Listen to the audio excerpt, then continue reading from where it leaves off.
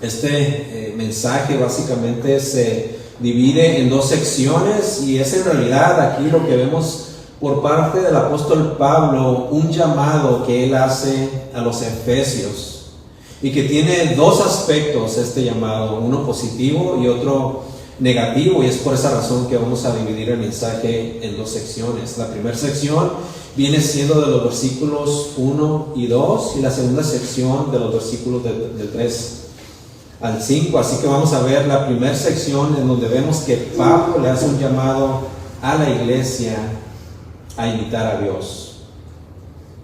Una vez más, Pablo le hace el llamado a la iglesia a imitar a Dios. Leamos el versículo 1 y 2 una vez más.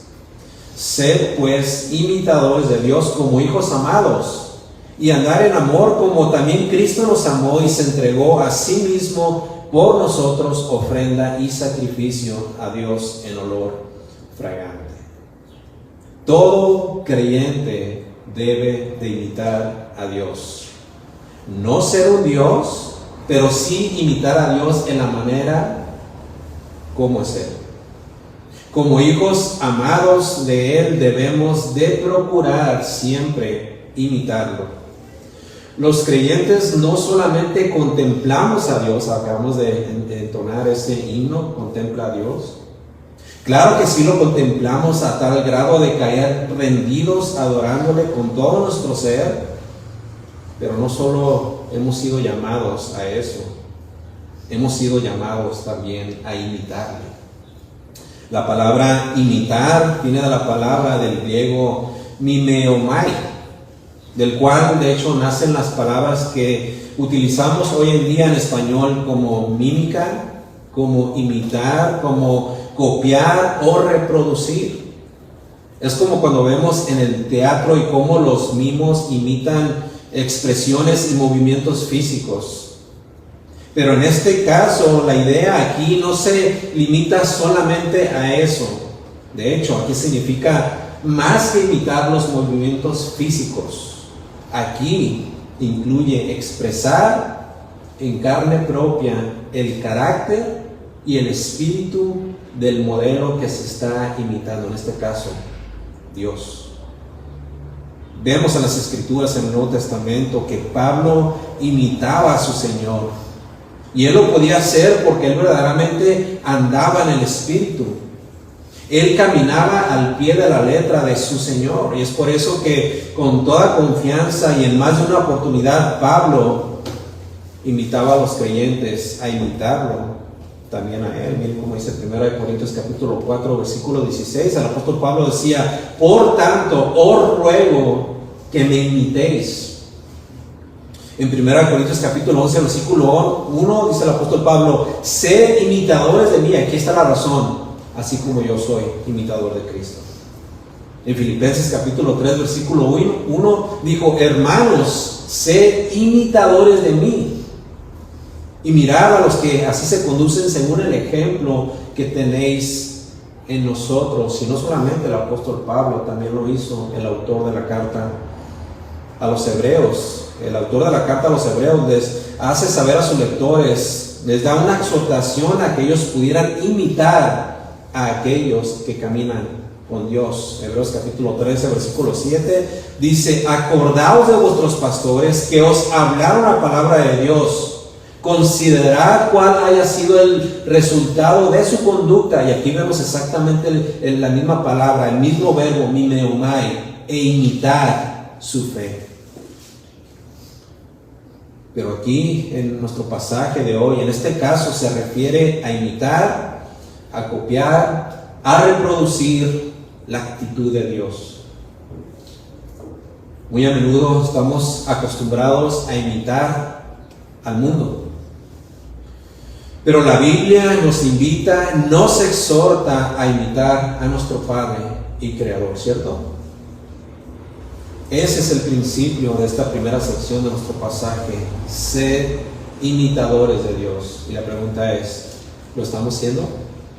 ¿O estamos tratando de ser como los artistas famosos, como las figuras de aquellos hombres de negocio que ponen el ejemplo muchas veces y se nos olvida en realidad quién es Dios. Y cuando menos nos damos cuenta, estamos imitando al mundo, estamos imitando a otros hombres que son meramente carnales. Ahora, existe una grande razón por la que debe de ser así. La razón, ahora sí que más natural por la que debemos de imitar a Dios es simplemente y sencillamente porque nosotros somos sus hijos. Y no solamente somos sus hijos, nos dice nuestro texto que somos sus hijos amados. Miren el versículo 1 una vez más. Sed pues imitadores de mí, miren lo que dice a continuación, como hijos amados. Ahora, el apóstol Pablo ya lo había sentado en el principio de esta carta, este concepto. Miren rápidamente, si le puede voltear ahí en su Biblia, en el capítulo 1 de la carta a los Efesios, y en el versículo 5, miren lo que dice: en amor, habiéndonos predestinados para ser adoptados, ¿qué? Hijos suyos por medio de Jesucristo.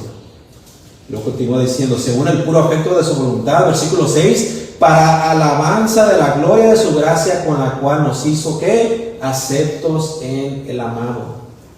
En el principio de la carta, Pablo les hace saber a los efesios quiénes eran ellos, y entre muchas otras cosas les dice, ustedes son los hijos amados de Dios. Pero no tan solamente lo hizo en el primer capítulo, de hecho también lo siguió haciendo en el capítulo siguiente, en el capítulo 2, y lo hace así porque Pablo les quería hacer saber a los efesios que ellos no solamente debían saberlo, sino que al mismo tiempo ellos tenían que sentirse hijos genuinos, hijos verdaderos. Y como hijos, eso significaba que eran ahora miembros de la familia de Dios. Miren lo que dice Efesios capítulo 2, versículo 19. Así que ya no sois extranjeros ni advenedizos, sino conciudadanos de los santos. ¿Y qué dice al final? Y miembros de la familia de Dios. Los efesios eran amados, hijos amados, y ellos tenían que saber que por ese amor de parte de Dios, ellos habían sido salvados, alcanzados, transformados, regenerados. Y este principio lo vemos en la primera carta de Juan, en el capítulo 4, en el versículo 10, hablando del amor de Dios. Dice, en esto consiste el amor, no que nosotros hayamos amado a Dios, miren lo que dice, sino en que Él nos amó a nosotros y envió a su Hijo en propiciación por nuestros pecados. Así que, amada iglesia, esa misma norma nos alcanza también a nosotros, porque nosotros también estamos envueltos en ese mismo amor. Dios nos ama, y nos ama de tal manera que ni el más grande de nuestros pecados lo ha hecho a Él dejarnos de amar, nunca, jamás. Romanos capítulo 5, versículo 8 dice, mas Dios muestra su amor para con nosotros, en que siendo aún pecadores, Cristo murió por nosotros. Y lo mejor de todo esto, y que tenemos que saber, pero bien, es que Dios nos ama tanto que Él no tan solamente lo dice con palabras, sino que también lo ha demostrado y con hechos. Miren lo que dice Primera de Juan capítulo 3, versículo 16. Dice el apóstol, en esto hemos conocido el amor, en que Él, hablando de Cristo, Él puso su vida por nosotros.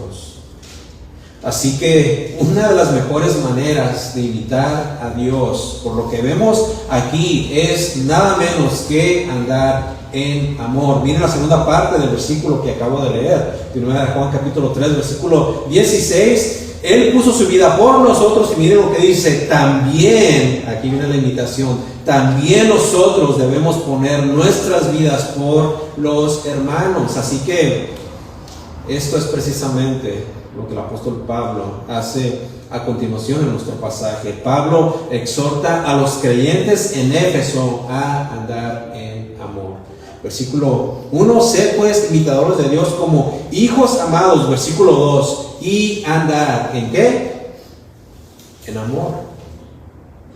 En este versículo la exhortación es clara. Pablo les dice, porque ustedes son hijos amados, porque el amor de Dios ha sido derramado en ustedes y se ha demostrado en la cruz. Versículo 2, andar entonces en amor.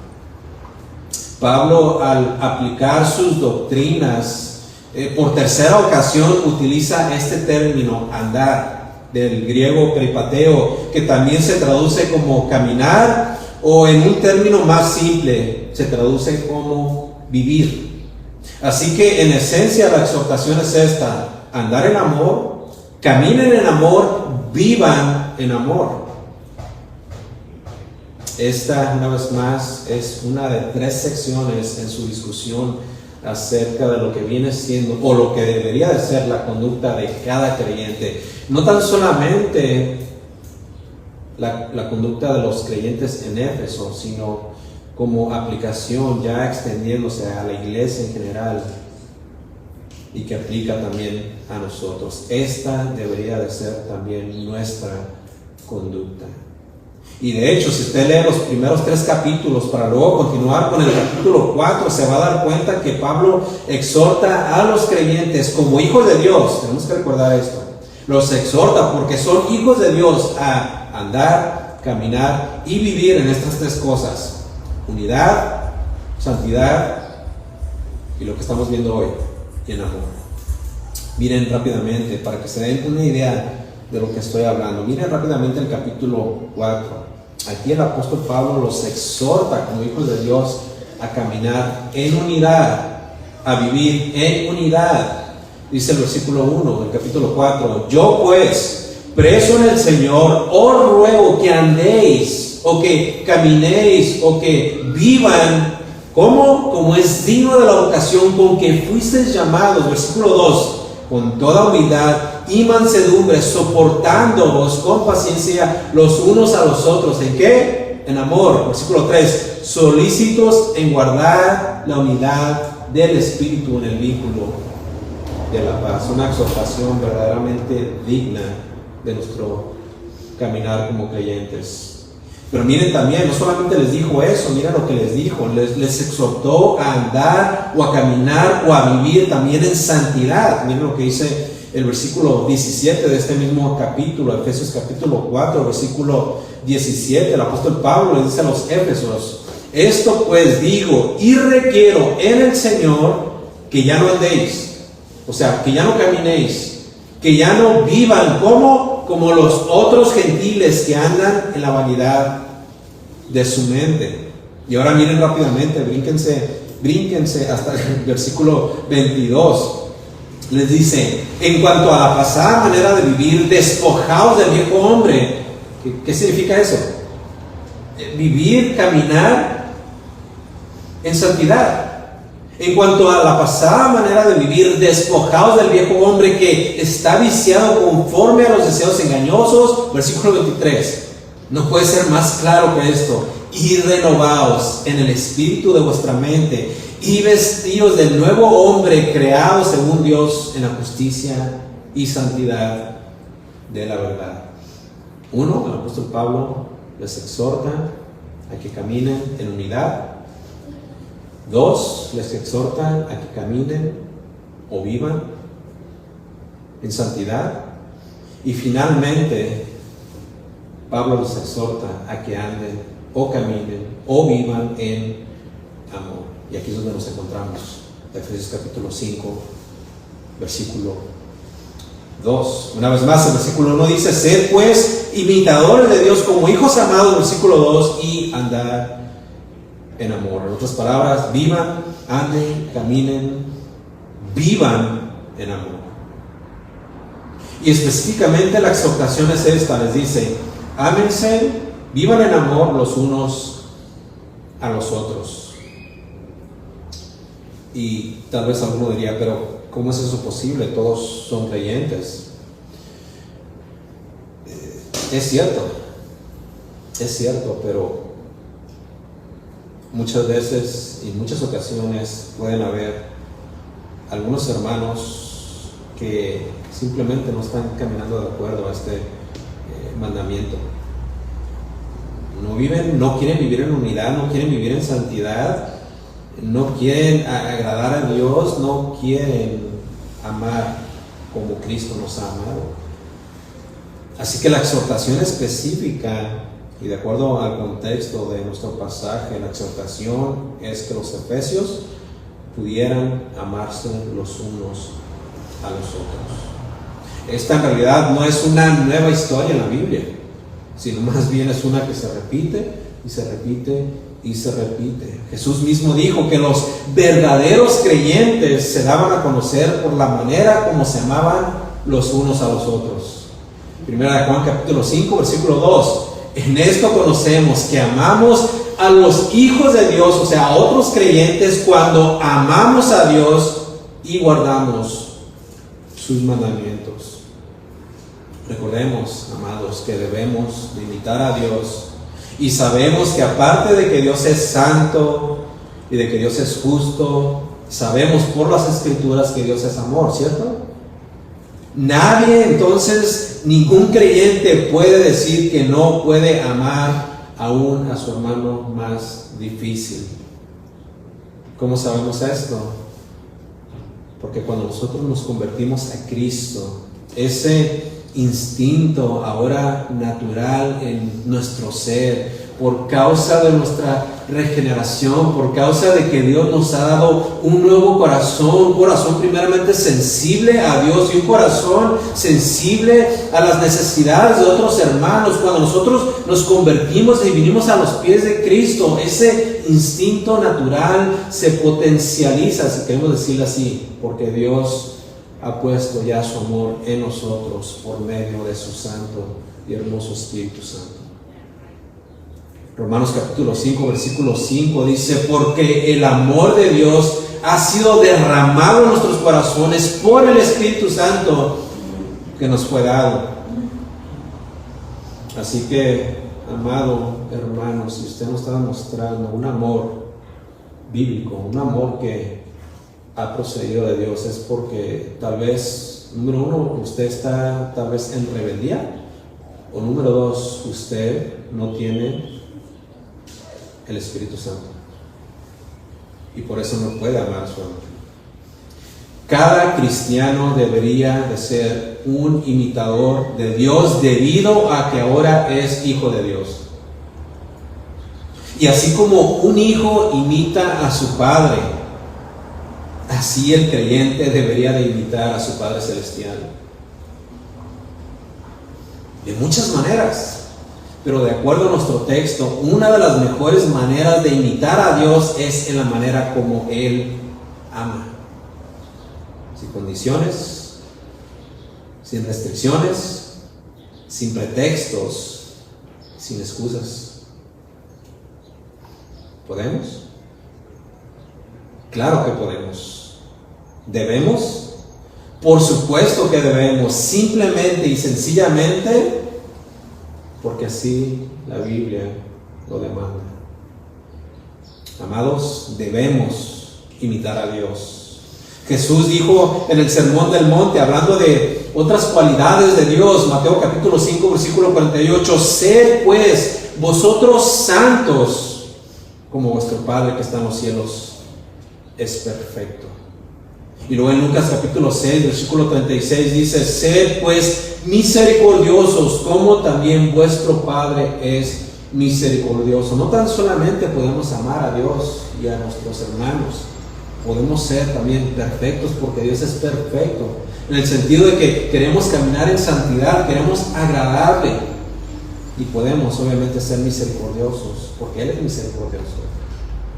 No tenemos ningún motivo, ninguna excusa para no poder obedecer este solo mandamiento.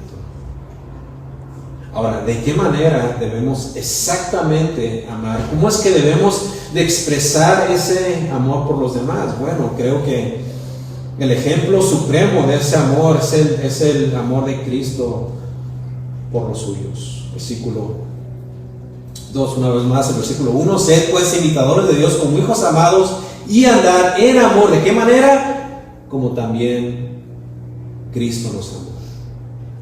Pregunta: ¿de qué manera debemos de amar? Respuesta: como Cristo nos amó. Pero exactamente cómo. Bueno, dándolo básicamente todo, absolutamente todo. Miren lo que dice el versículo 2: y andar en amor como también Cristo nos amó y se entregó a sí mismo por nosotros. Una vez más, y se entregó a sí mismo por nosotros. Ese es el amor de Cristo. Dejemos todo, olvidémonos de todo, pensemos por un momento solamente en la cruz. Cristo se entregó a sí mismo. Nadie se lo pidió, absolutamente nadie, mas sin embargo, Él de su propia voluntad fue a la cruz. Y chequen esto, esta es la razón: lo hizo por amor. Por amor a ti y por amor a mí. Voluntariamente Él se entregó a sí mismo. Efesios capítulo 5, versículo 25, más adelante dice: maridos, dándole el apóstol Pablo una exhortación, un mandamiento a los esposos, les dice: maridos, amar a vuestras mujeres, así como Cristo amó a la iglesia y se entregó a sí mismo por ella. El Señor Jesús en el Evangelio de Juan, en el capítulo 10, en el versículo 11, dijo: yo soy el buen pastor, y el buen pastor su vida da ¿por quiénes? Por las ovejas. Y en ese mismo capítulo de Juan 10, en el versículo 15 dice: y así como el Padre me conoce, yo conozco al Padre y pongo mi vida por las ovejas. Y luego en el versículo 17 de ese mismo capítulo dice: por eso me ama el Padre, porque yo pongo mi vida para volverla a tomar. Nadie me la quita, sino que yo de mí mismo la pongo. Tengo poder para ponerla y tengo poder para volverla a tomar. Y luego en Gálatas capítulo 1, versículo 4, el apóstol una vez más afirma esta gran verdad y dice: el cual, hablando de Cristo, se dio a sí mismo por nuestros pecados para librarnos del presente siglo malo, conforme a la voluntad de nuestro Dios y Padre. Cristo voluntariamente se entregó a sí mismo. O sea, ya todavía más bíblicamente hablando, Él se entregó voluntariamente, convirtiéndose en una ofrenda y un perfecto sacrificio. Esto es lo que dice a continuación en el versículo 2.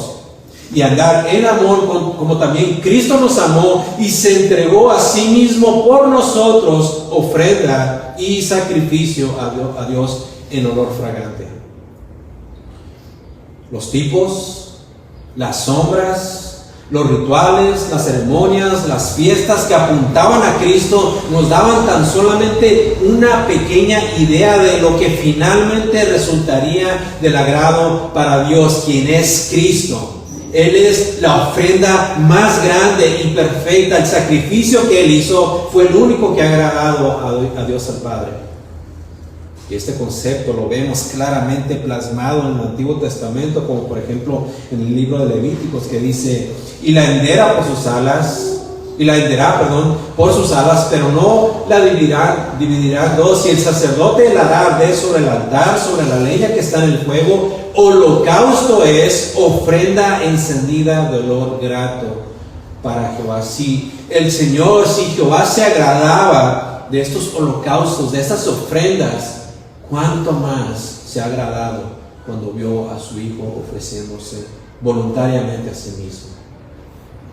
El Cordero sin mancha y sin pecado. El único sacrificio que Dios puede aceptar. Lo vemos también en el capítulo 3 de Levíticos, versículo 16. Y el sacerdote hará arder esto sobre el altar. Vianda es de ofrenda que se quema en olor grato a Jehová. Y en efecto, esto es precisamente lo que Cristo hizo al entregarse. Versículo 2. y andar en amor, como también Cristo nos amó y se entregó a sí mismo por nosotros, ofrenda y sacrificio a Dios en olor fragante. La idea de las ofrendas de olor fragante no solamente se mencionan en el Antiguo Testamento, de hecho también se mencionan en el Nuevo Testamento, pero miren, noten la perspectiva. Ya vimos lo que sucedía en el Antiguo Testamento, ya vimos lo que Cristo hizo. Él mismo se convirtió en una ofrenda y un sacrificio, pero miren lo que dice la segunda carta a los Corintios en el capítulo 2, versículo 15. Esta ofrenda se enfoca en el creyente, porque para Dios somos grato olor de Cristo en los que se salvan y en los que se pierden. Versículo 16: a estos ciertamente olor de muerte para muerte, y a aquellos olor de vida para vida, y para estas cosas ¿quién es suficiente?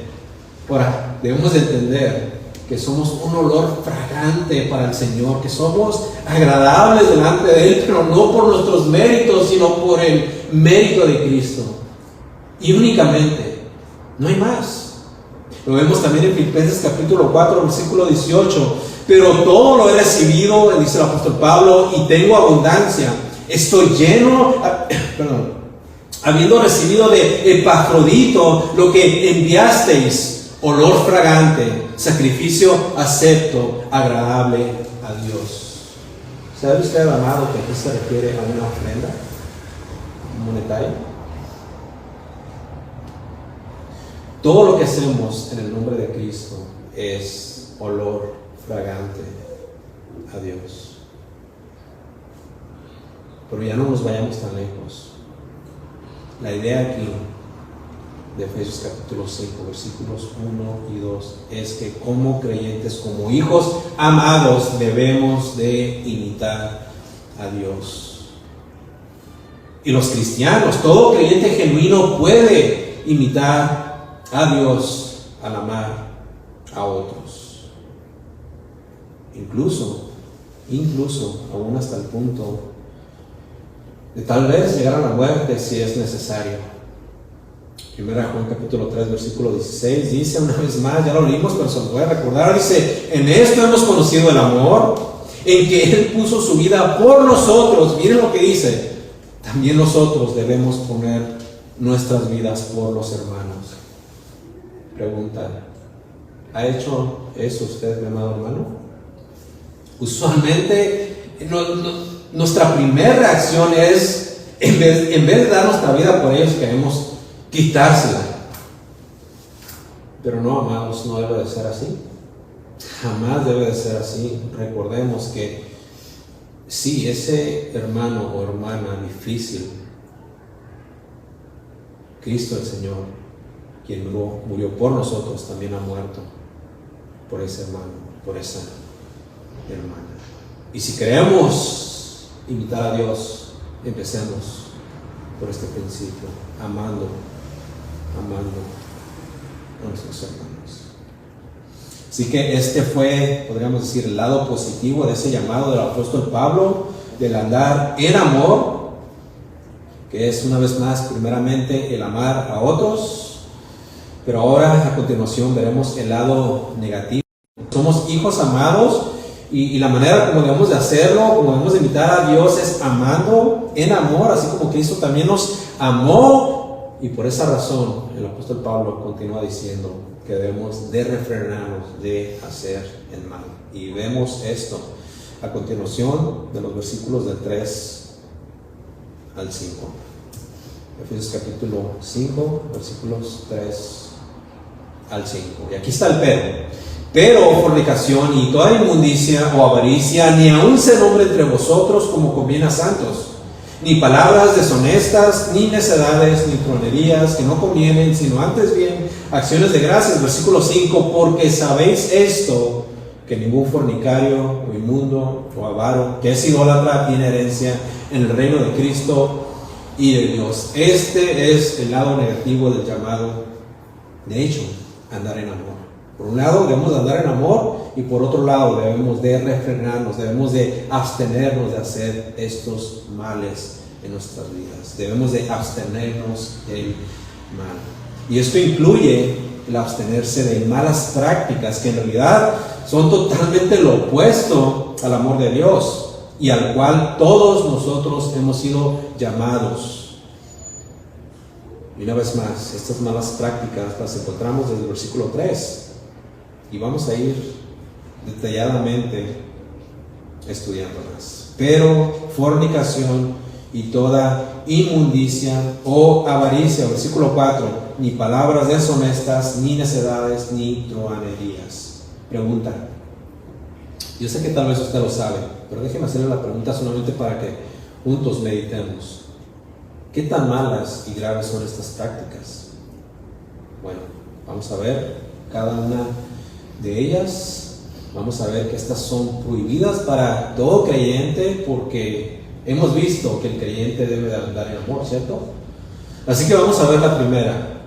Pero fornicación. Fornicación del griego porneia, que de ahí es donde precisamente viene la palabra que hoy conocemos como porno, y que primariamente significa fornicación, pero en un sentido más extenso, porneia significa, ponga atención, cualquier práctica de tipo sexual. Escucha esto: fuera del matrimonio, porque conocemos que fuera del matrimonio el sexo es completamente prohibido. Entendemos que el sexo no fue creado por Dios para que este fuese practicado por parejas que no están unidos por el matrimonio, pero que también puede existir dentro del matrimonio. ¿Y por qué dentro del matrimonio? Porque aún dentro del matrimonio existe lo que es el sexo prohibido y que se denomina como el adulterio. O sea, el practicar, el tener relaciones íntimas con otra persona que no es tu esposo o tu esposa. Así que esta palabra no se limita solamente a los solteros, sino que también abarca aún a los que se encuentran unidos en matrimonio, pues la fornicación, de nuevo, incluye toda una lista de pecados que incluye, entre muchas otras cosas, el adulterio. Jesús dijo en Mateo capítulo 15, versículo 19, porque del corazón salen los malos pensamientos, los homicidios, los adulterios, las fornicaciones. Y luego en Gálatas capítulo 5, versículo 19, el apóstol Pablo denuncia esto y dice: y manifiestas son las obras de la carne, que son adulterio, fornicación. Pero miren cómo en los siguientes versículos fornicación, porneia, se usa como sinónimo de lo que estamos hablando del adulterio. Mateo capítulo 5, versículo 32.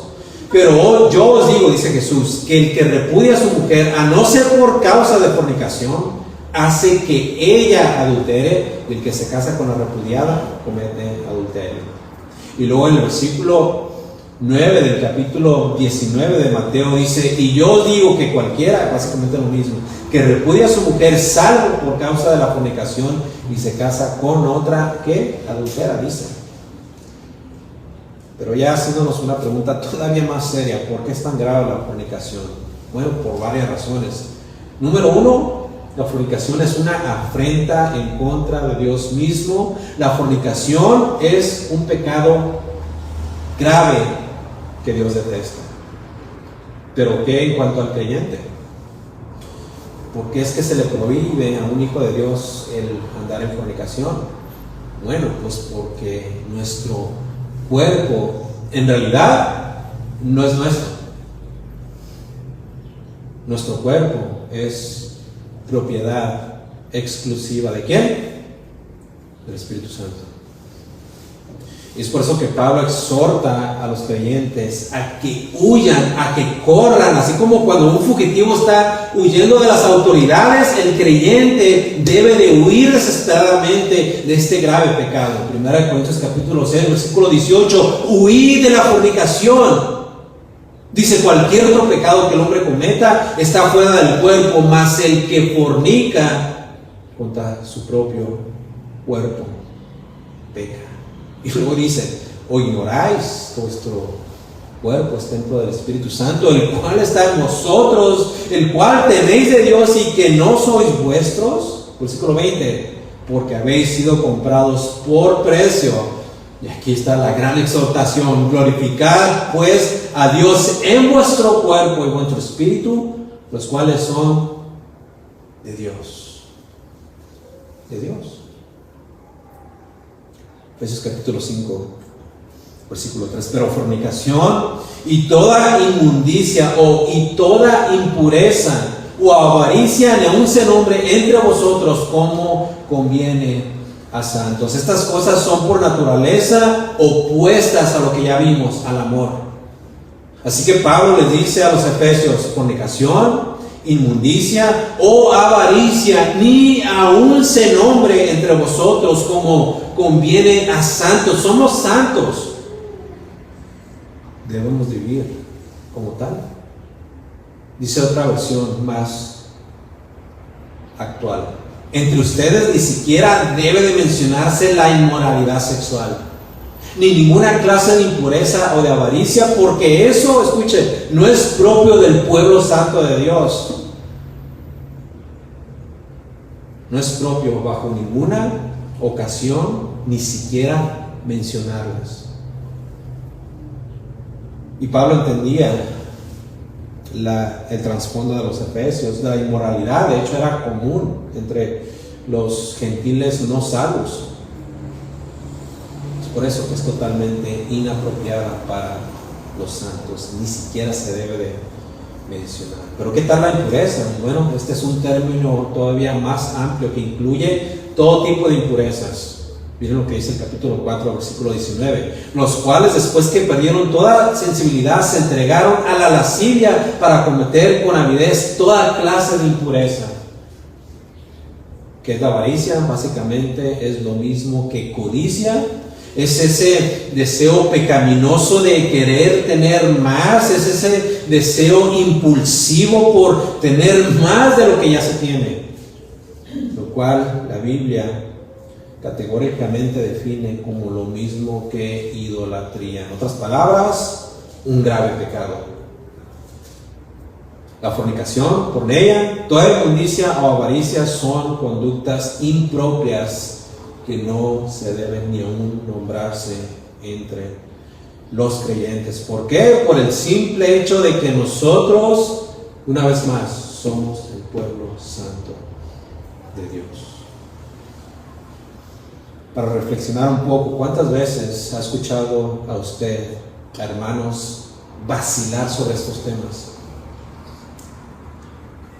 Ojalá que no, mi oración es que no, pero tal vez usted sea uno de ellos. Y de ser así, con todo amor y con toda humildad le llamo a que se arrepienta y le pida perdón a Dios y deje de hacerlo.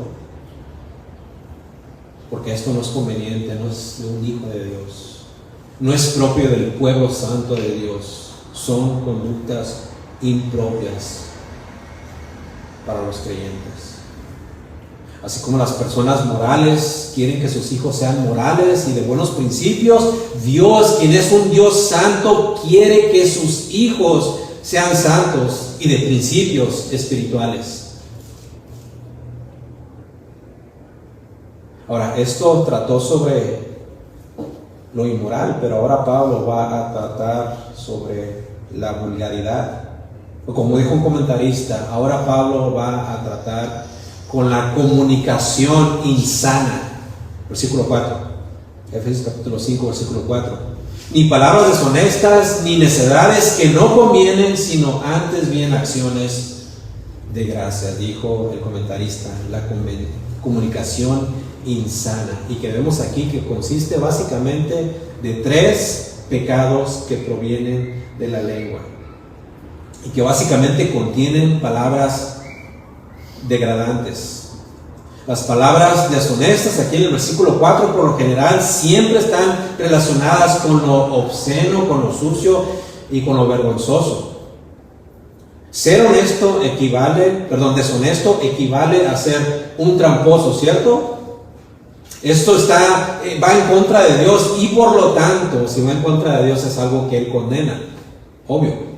Primera de Tesalonicenses capítulo 4, versículo 6 dice: que ninguno agravie ni engañe en nada a su hermano, porque el Señor es vengador de todo esto, como ya os hemos dicho y testificado. Pablo ya lo había dicho en el capítulo anterior, en Efesios capítulo 4, les dijo que fueran honestos los unos con los otros. Miren cómo dice el versículo 25 del capítulo 4, por lo cual desechando la mentira, y les dice, hablar la verdad. En otras palabras, sean honestos, cada uno con su prójimo, porque somos miembros los unos de los otros.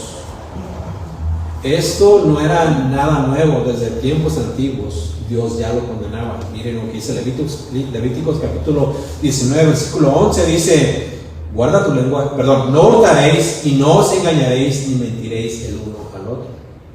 Y en el Salmo capítulo 34, versículo 13 dice, guarda tu lengua del mal y tus labios de hablar engaño. Y luego si nos vamos al Nuevo Testamento, en Colosenses capítulo 3, versículo 9, dice, así de sencillo, no mintáis los unos a los otros. O sea, no sean deshonestos los unos a los otros, porque ya han sido despojados del viejo hombre con sus hechos.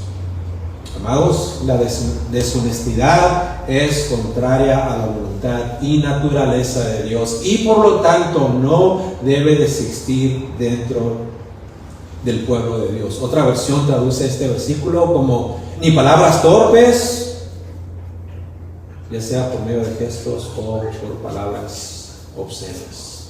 Efesios capítulo 5, versículo 4, ni palabras deshonestas, ni necedades, ni tronerías. ¿Qué son las necedades? Es como dijo un autor, es decir, parlería de sonsos, que es insensatez y un pecado. Las necedades define básicamente a toda aquella conversación que se vuelve insípida, aquella conversación que es básicamente necia y sin sentido, y a la cual todos, si queremos ser honestos, estamos inclinados a mantener muchas veces. Pero debemos de entender que las necedades se trata de temas que en realidad no tienen ningún valor espiritual, son temas sin importancia, temas que no edifican, temas que no nos educan, ni de hecho nos proveen sana recreación. Pero ¿qué son las tronerías? Ni palabras deshonestas, ni necedades, ni tronerías. Las tronerías es básicamente esto, lo absurdo y desatinado. 3 pecados de la lengua, con contenido obsceno, palabras deshonestas, las necedades y las tronerías. Son, como dice el pastor John MacArthur, estas son destructivas para la vida santa y el testimonio piadoso, por lo cual deben de ser confesadas, abandonadas y reemplazadas, termina diciendo el pastor John MacArthur, por expresiones abiertas y edificantes de gratitud a Dios. La carta a los Colosenses, en el capítulo 3, versículo 8, dice, pero ahora dejad también vosotros todas estas cosas, ira, enojo, malicia, blasfemia, palabras deshonestas de vuestra boca. No convienen, porque somos el pueblo de Dios, un pueblo santo de un Dios santo. Y es por eso que Pablo les llamaba a los Efesios en el capítulo 1, versículo 1, a los santos y fieles en Cristo Jesús que están en Éfeso. Y es por eso que ahora les hacía el llamado en el capítulo 5, en el versículo 1, sed pues imitadores de Dios, ¿como quién? Como hijos amados. Es por eso que en vez de estar hablando con palabras obscenas y denigrantes, el creyente debe en cambio tener siempre, pero siempre, una actitud de agradecimiento a Dios. Efesios capítulo 5, versículo 4, ni palabras deshonestas, ni necedades, ni tronerías que no convienen, y aquí está, sino antes bien acciones de gracias. No digan indecencias, ni tonterías, ni vulgaridades, porque estas cosas no convienen, más bien alaben a Dios. Una de las maneras como es que podemos alabar a Dios es dándole siempre gracias. ¿Gracias de qué? De todo y por todo. Así que mi pregunta es, ¿cuándo fue la última vez que usted le agradeció a Dios en el Día de Acción de Gracias, en noviembre? Esperamos que no. Incluso le ha dado gracias a usted, a Dios, aún por las pruebas que ha recibido. dice el final del versículo 4, que haya siempre en ustedes una actitud de agradecimiento a Dios.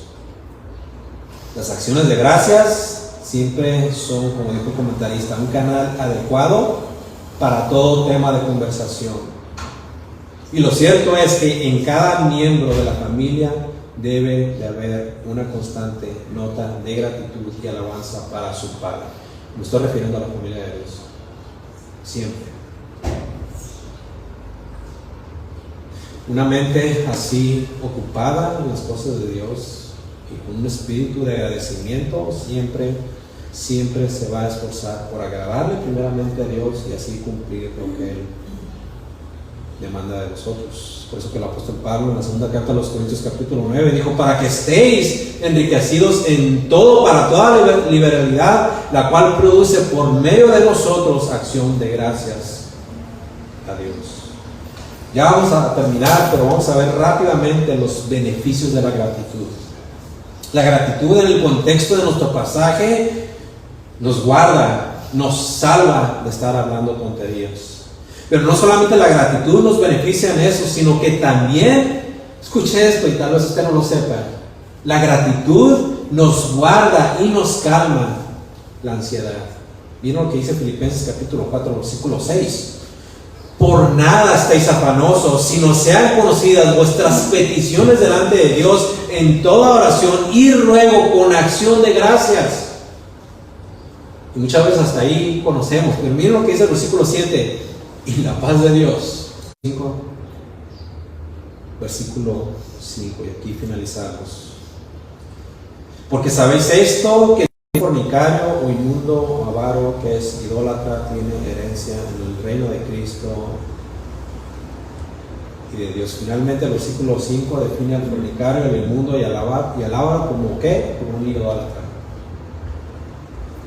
Y si es un idólatra, esto quiere decir que nunca conoció al Padre y en consecuencia tampoco tiene herencia con Él. En otras palabras, esa persona no es salva. Herejías, envidias, homicidios, borracheras, orgías y cosas semejantes a estas, acerca de las cuales os amonesto, como ya los he dicho antes, que los que practican tales cosas no heredarán el reino de Dios. Podemos resumir que el pecado en la iglesia simplemente no tiene lugar, y cualquier persona que se diga ser creyente y esté actuando y hablando como si no lo fuera así, después de su conversión sigue con un patrón de vida que lo caracterice, por la fornicación, por la inmundicia, por la avaricia, o si sus palabras son deshonestas, si habla necedades o truhanerías, dice la Biblia, usted no estará en el reino de Dios. Efesios capítulo 5, versículo 5. Porque sabéis esto, que ningún fornicario o inmundo o avaro, que es idólatra, tiene herencia en el reino de Cristo y de Dios.